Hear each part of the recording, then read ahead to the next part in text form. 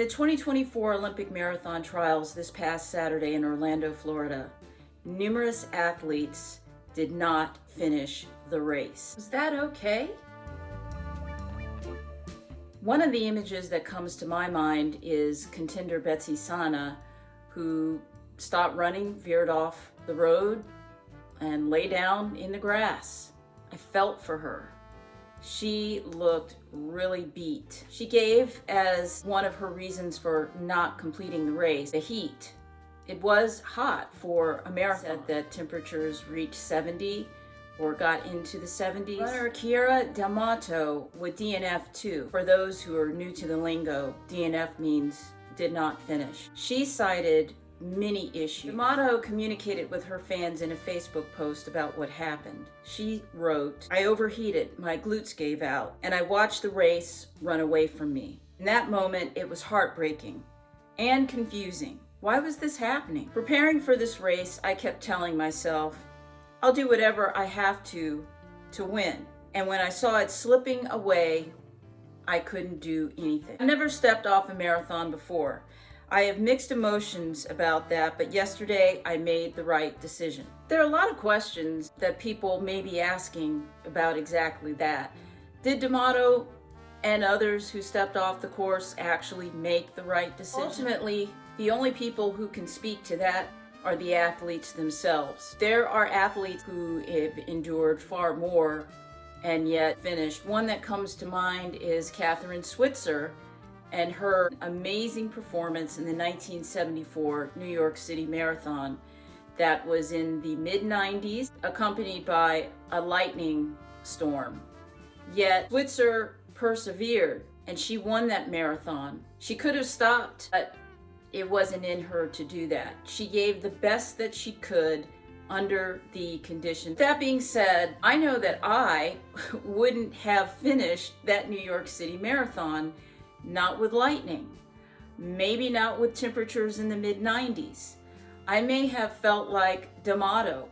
I may have felt like Saina. I would have stepped off the course. Again, we can't be in their heads. We can't really know what was going on. All we can do is choose to believe or not believe the reasons they gave for not completing that event.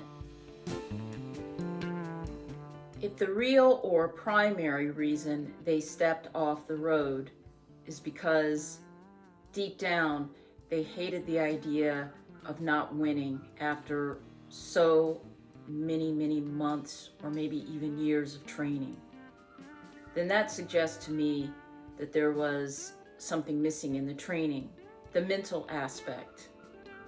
There should be more focus on embracing the idea that sometimes winning a race doesn't mean winning the actual race, but you can win it on an individual level by simply continuing.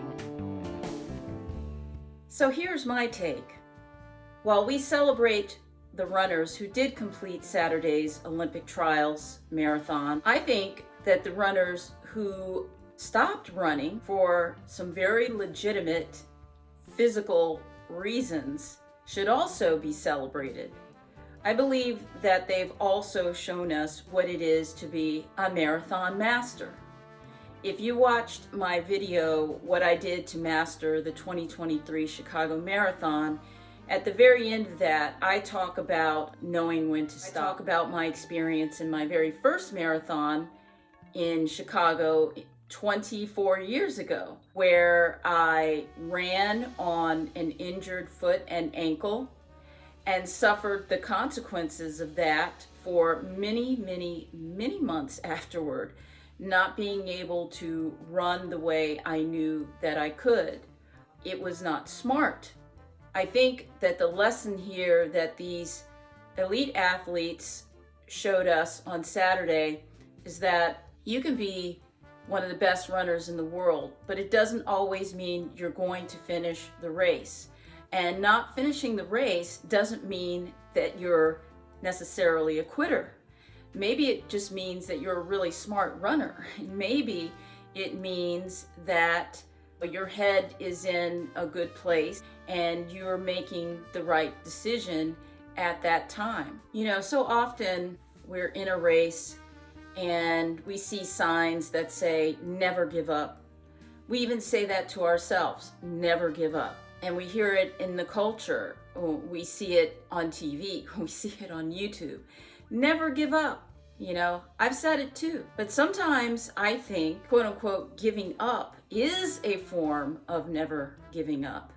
Because if you stop running when you really need to stop running, you're putting yourself in a position where you can be prepared for the next race. I mean, let's be for real here. Unless you are someone who is going for the Olympics, which you know you can only participate in every 4 years, there are plenty of races out there. One marathon that you're in where you're having extraordinary physical issues that are preventing you from running your best, are making you feel like you really need to stop. It's not like it's going to be the only race.